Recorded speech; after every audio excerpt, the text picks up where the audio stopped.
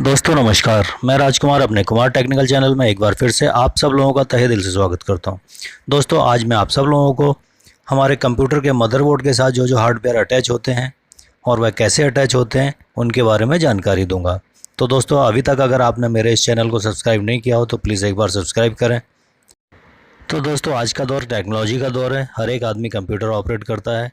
Computer operate तो ज़रूर करता है, लेकिन अधिकतर लोगों को कंप्यूटर के बारे में बेसिक जानकारी नहीं होती कि उसके अंदर क्या क्या कंपोनेंट होते हैं, वह कैसे कनेक्ट होते हैं और उनका काम क्या होता है। बंदे सिर्फ अपना कीबोर्ड और माउस से और मॉनिटर के ऊपर काम करते हैं और उनको कंप्यूटर से कुछ लेना देना नहीं होता है। अगर कंप्यूटर ख़राब हो जाता है तो बिल्कुल हाथ खड़े कर देते हैं और उसे रिपेयर शॉप में ले जाते हैं। दोस्तों इन सब चीज़ों से बचने के लिए दोस्तों कंप्यूटर के बारे में थोड़ी सी जानकारी होना बहुत ही ज़रूरी है। छोटे मोटे फॉल्ट हम अपने घर पर ही या ऑफिस में ही सॉर्ट आउट कर सकते हैं।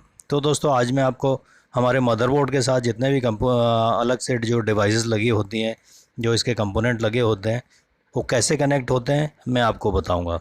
जैसे दोस्तों यह एसएमपीएस है जो कि कंप्यूटर का मेन पार्ट होता है। ये दोस्तों कंप्यूटर में पावर प्रोवाइड करने के लिए दोस्तों इसमें एक एसएमपीएस लगाते हैं जिसको हम स्विच मोड पावर सप्लाई कहते हैं। इसमें +12 volt, -12 volt, +5 volt, -5 volt, 3.6 volt अलग अलग तरह की वोल्टेज जनरेट होती हैं। दोस्तों इन वोल्टेज को दोस्तों हम इस सॉकेट के द्वारा मदरबोर्ड में कनेक्ट करते हैं। देखिए दोस्तों पावर सप्लाई का सॉकेट हम मदरबोर्ड में लगा रहे हैं। इसमें दोस्तों कई तरह की पावर सप्लाई होती है, जैसे मैंने बताया जो कि इसकी अलग अलग डिवाइस को ऑपरेट कराने के लिए काम में आती हैं। तो दोस्तों हमारे एसएमपीएस के अंदर और भी कई तरह के सॉकेट होते हैं जो कि जिसके द्वारा हम अपना हार्ड डिस्क को सप्लाई देते हैं, डीवीडी ड्राइव को सप्लाई देते हैं। अगला पार्ट्स जो होता है वो इसको होता है दोस्तों रैम। ये दोस्तों सामने आपको रैम का स्लॉट दिखाई दे रहा है। इसमें 2 स्लॉट दिए हुए हैं जिसमें हम 2-2 जीबी के 4 जीबी की रैम लगा सकते हैं या फिर इससे ज़्यादा भी इसकी कैपेसिटी हम बढ़ा सकते हैं। दोस्तों जितना जीबी का रैम हमारा ज़्यादा जीबी का रैम होगा उतना ही हमारे कंप्यूटर की स्पीड भी दोस्तों अच्छी होगी। तो दोस्तों इस तरह से इसको हम स्लॉट में बिठा के इसको ऊपर से प्रेस करते हैं तो ये अपने आप लॉक हो जाती है दोस्तों। तो दोस्तों अगला जो डिवाइस है वो है हार्ड डिस्क, जो कि एक कंप्यूटर का मेन पार्ट्स होती है, जो कि सबसे बड़ा स्टोरेज डिवाइस होता है कंप्यूटर के अंदर। यह आजकल टेराबाइट और गीगाबाइट में भी आने लगा है दोस्तों। तो इसके अंदर हम बहुत जो भी कंप्यूटर का डाटा होता है सारा हार्ड ड्राइव के अंदर ही स्टोर होता है, और जो भी ऑपरेटिंग सॉफ्टवेयर होता है वो भी हार्ड ड्राइव के अंदर ही इंस्टॉल होता है। तो दोस्तों इस तरह से हम हमारे एसएमपीएस से जो पावर कनेक्टर आता है हार्ड ड्राइव के लिए, इस तरह से हम इसमें हार्ड ड्राइव में कनेक्ट कर देते हैं। देखिए दोस्तों कनेक्ट कर दिया है। अगला डिवाइस जो आता है दोस्तों वह है DVD writer, read and writer. तो दोस्तों इसके लिए भी पावर की ज़रूरत पड़ती है क्योंकि इसके अंदर मोटर वगैरह होती है जो कि इसको हमारे डीवीडी को रन कराती है। तो उसको पावर की ज़रूरत पड़ती है। दोस्तों इसके लिए पावर भी हमें हमारा एसएमपीएस के थ्रू ही मिलता है। यह एक सॉकेट होता है, ये आपको सामने दिखाई दे रहा है। इसको हम अपने डीवीडी के पीछे इस तरह से कनेक्ट कर देते हैं दोस्तों। देखिए तो इसमें और भी कई तरह के सॉकेट होते हैं। यह दोस्तों +12 वोल्ट का सॉकेट है जो इसको हम मदरबोर्ड में लगाएंगे। मदरबोर्ड में इसका एक स्लॉट दिया रहता है जो कि हमारे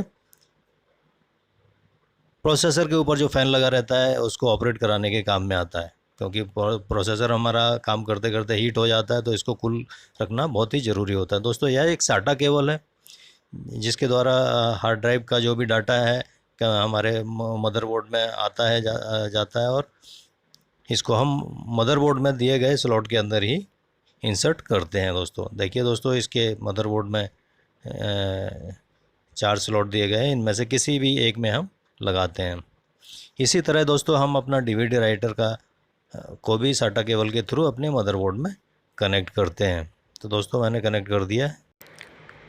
दोस्तों हमारे मदरबोर्ड के पीछे साइड में कुछ स्लॉट दिए रहते हैं जो कि हमारे कंप्यूटर के पीछे हमें दिखाई देते हैं, जिसके द्वारा हम इसमें कीबोर्ड, माउस, मॉनिटर, अपना इंटरनेट केबल और यूएसबी कनेक्टर, जैसे यूएसबी कीबोर्ड, यूएसबी माउस और मॉनिटर का कनेक्टर दोस्तों कनेक्ट करते हैं। इस तरह से हम अपने कंप्यूटर की कनेक्टिविटी को कंप्लीट करते हैं और अपने कंप्यूटर सिस्टम को तैयार करते हैं। तो दोस्तों अगर हमें कभी नया कंप्यूटर असेंबल करना होता है तो मार्केट में ये सारे पार्ट्स अलग अलग मिल जाते हैं। मदरबोर्ड अलग मिलता है, मदरबोर्ड अलग अलग कंपनियों का होता है, अलग अलग टाइप का होता है। हार्ड डिस्क भी हमारा अलग अलग टाइप का होता है, अलग अलग कंपनियों का होता है। तो हमें जिस तरह का कंप्यूटर असेंबल करना होता है दोस्तों, ये जो पिन दिखाई दे रहे हैं ये हमारे कंप्यूटर के फ्रंट पैनल के साथ जो भी हमारे एलईडी इंडिकेशन होता है, यूएसबी पोर्ट होता है, ऑन ऑफ स्विच होता है, रीसेट का स्विच होता है, उसको इसके सॉकेट को यहाँ पर कनेक्ट करते हैं दोस्तों। यह एक 3.6 वोल्ट का वाइस बैटरी यहाँ पर लगाते हैं दोस्तों। यह इसके डेट और टाइम को मेंटेन करता रखता है।